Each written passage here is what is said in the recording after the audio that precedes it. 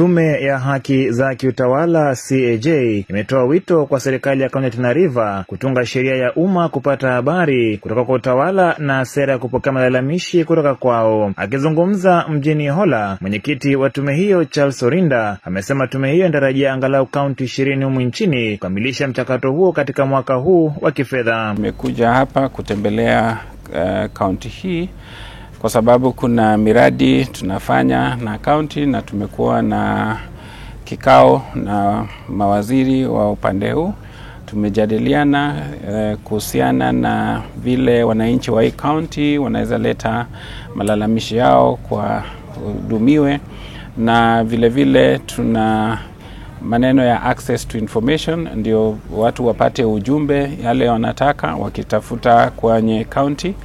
Hii ni kulingana na mradi ya Ministry of Finance na World Bank katika ile kambi ya Floka, ambayo wananchi wa sehemu hii kuna miradi wanafanya ya kujadiliana na janga la ukame, na kulingana na hizo programs zinatoka kwa wafanyakazi kutoka kwa wakazi wa eneo hili, kutokana huko ward mpaka ifike kwa county level.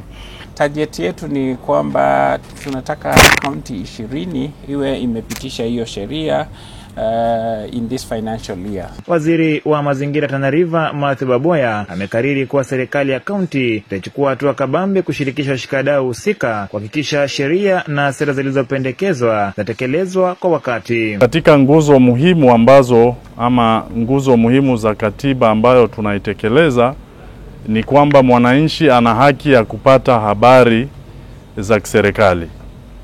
Na tayari serikali ya kitaifa imetengeneza Access to Information Act kama sikosei ya mwaka 2016, na wangependa sana hiyo sheria pia tukaitekeleza kati ya zile sheria ambazo tuko nazo kama county. Na vile vile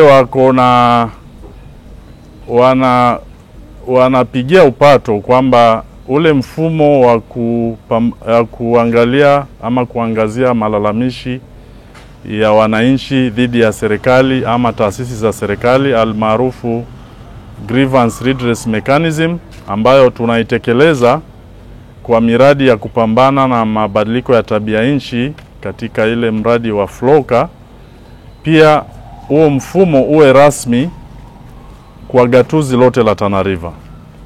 Kwa hivyo tumekubaliana kwamba malalamishi na kupeana habari kwa watu wa Tana River ni jambo ambalo tayari tunalifanya, lakini ni muhimu kwamba tuifanye kwa mujibu wa sheria na tuiweke kwa taasisi ambazo zitakuwa zinawajibikia hayo masuala ambayo yanaibuliwa na wananchi, aidha kwa mtandao ama kwa ofisi zetu, kwa njia ambayo wananchi wenyewe wameridhia.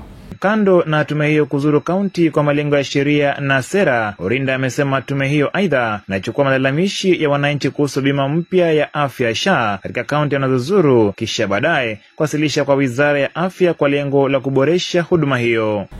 Tumepata complex malalamishi kuhusiana na SHA, na katika hizi baadhi ya vitu tunafanya tukitembelea ni kufanya spot checks tuone kama SHA inafanya kazi. Kwa yale counties tumetembea, tumefanya hizo spot check na bado tutaendelea kufanya. Hata hapa Tana River maofisa zangu walishaenda kwa mahospitali ya kibinafsi.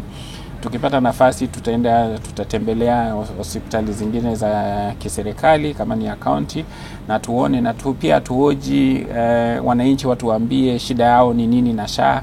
Kama kuna shida tutaripoti, na kama kuna pia success story pia tutaripoti, kwa sababu katika hizo spot checks zingine tumefanya, kuna wale wazee walisema SHA imewasaidia, walikuwa mfanya upasuaji wakalipa ile gharama yao ya annual contribution ya 6,000, lakini walipatiwa operation ya 145,000 na SHA ililipa. So kuna hizo pia success story pia we are documenting, na tukishamaliza kutembea na kufanya fact finding kwa hizo spot checks, tutaandikia waziri wa fedha, waziri wa afya barua kulingana na vile tumepata.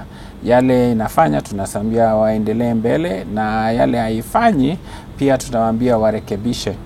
Shida sana tumeona ni wale watu hawalipwi, especially NHIF pending bills, but the government is working to ensure that that is being paid. SHA is also paying, but we also tunataka pia wakuwe na utaratibu wa kulipa ndio watu wajue. Dennis Maithia, KYTV, mjini Hola, County ya Tana River.